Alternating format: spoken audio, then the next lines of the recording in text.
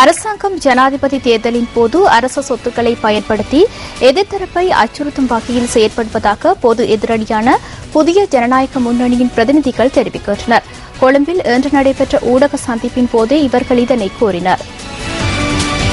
අද අපිට ඉතාම පැහැදිලි නීතිය සම්පූර්ණයෙන්ම විධායක ජනාධිපතිවරයාට අවශ්‍ය ආකාරයට தனது வெற்றிக்காக நிறைவேற்ற அதிகாரத்தை முழுமையாக பயன்படுத்தி அரசாங்க நிறுவனங்கள் உள்ளிட்ட அனைத்து துறைகளையும் ஈடுபடுத்துகின்றார். அதனை மிகவும் கவலையுடன் கூற வேண்டும். எனினும் மக்களுக்கு என்ன கூறுகின்றனர்? குண்டு வெடிப்பதில்லை எனவும் வீதிகளில் சடலங்களை காண முடிவதில்லை எனவும் நாட்டில் சமாதானம் ஏற்பட்டுள்ளதாகவும் கூறுகின்றனர். எனினும் அனைத்து மக்களும் இந்த உள்ளத்தில் மிகுந்த அச்சத்தோடும் சந்தேகத்தோடும் வாழ்கின்றனர்.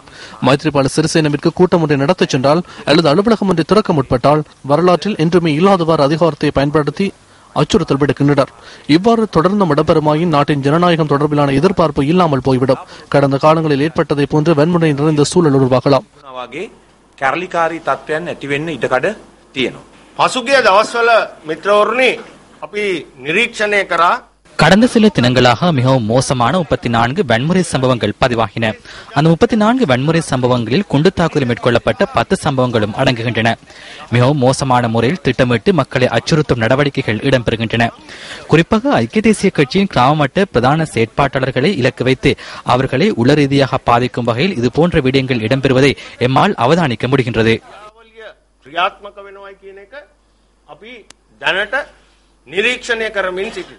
கொழும்பு டிஸ்ட்ரிக்ட்கே වැඩිම මනාප ලැබූ හිරුනිකා සහෝදර கொழும்பு மாவட்டத்தில் அதிக வாக்குகளை பெற்றுக்கொண்ட ஹிருனிகா பிரேமச்சந்திரவுக்கு மரண அச்சுறுத்தல் விடுக்கப்பட்டுள்ளது. அதேபோன்று அதிக விருப்பு வாக்குகளை பெற்றுக்கொண்ட சோலங்கவுக்கு மரண அச்சுறுத்தல் விடுக்கப்பட்டுள்ளது.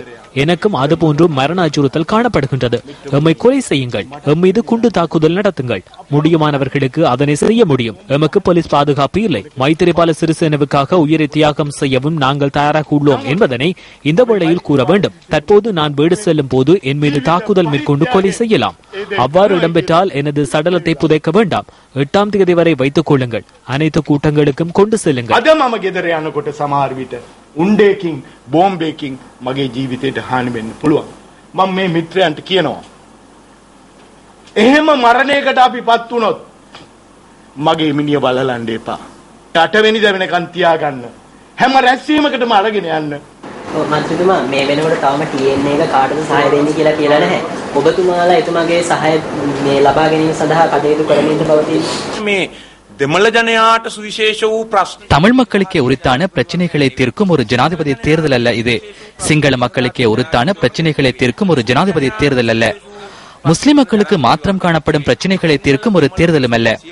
சிங்களம், தமிழ், முஸ்லிம் உள்ளிட்ட அனைத்து மக்களுக்கும் காணப்படும் அச்சம், சந்தேகம் போன்றவற்றை நீக்கி ஜனநாயக ரீதி நல்லாட்சி ஒன்று உருவாக்கும் தேர்தலே இதுவாகும். எனவே அதற்கு அனைவரது ஒத்துழைப்பும் அவசியமாகும்.